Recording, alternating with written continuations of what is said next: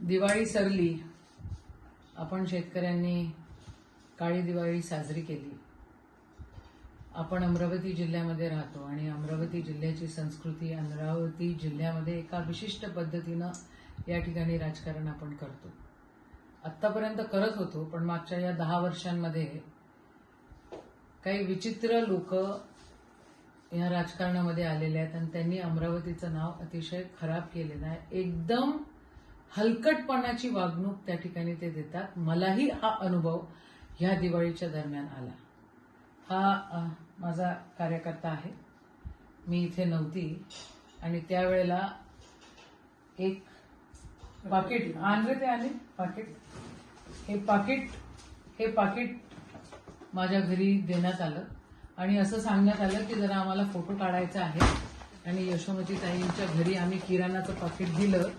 हे जे चित्रविचित्र लोक आहे, नवरा कुठे बायको कुठे, कधी सत्तेमध्ये, कधी आमच्या सपोर्टनी, कधी भाजपच्या सपोर्टनी, कधी कोणाच्या सपोर्टनी काय काय राजकारण करत असतात. त्याने मला ही 100 रुपयाची साडी पाठवली फुलकटासारखी.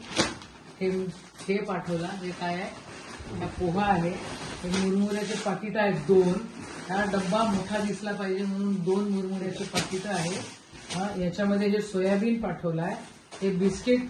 हे मला असं वाटतं हे शाळांमध्ये जे काही वाटप होतं ना, त्या शाळांमध्ये त्याचं हे तेल पण त्याचंच वाटलं जातं. शाळांमध्ये जे काही अन्न वाटप होतं ते आहे. साखरेचं एक पुडा आहे, एक कायचा आहे, मिठाचा आहे बहुतेक हा पुडा. हे बेसन आहे, हे शेंगदाणे आहे, ही कायची तरी डाळ आहे. परत जर असं केलं ना तर तुम्हाला चांगलं उत्तर मिळेल. माझ्या बापदादांनी कधी बारदाना चोरला नाही. मी एक प्रतिष्ठित घरातली मुलगी आहे आणि प्रतिष्ठित व्यक्तीची बायको आहे.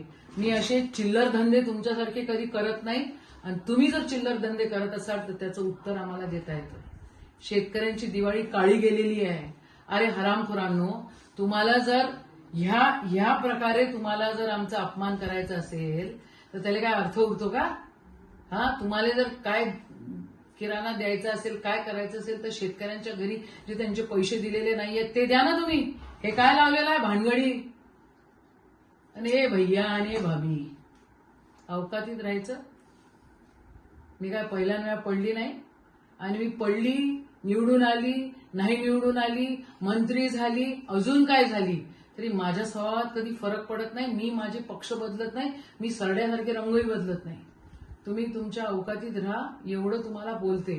आणि परत पुन्हा कधी ही अशी भानगड जर केली तुम्ही तर तुम्हाला असं उत्तर देईन ना की मग याद राखा.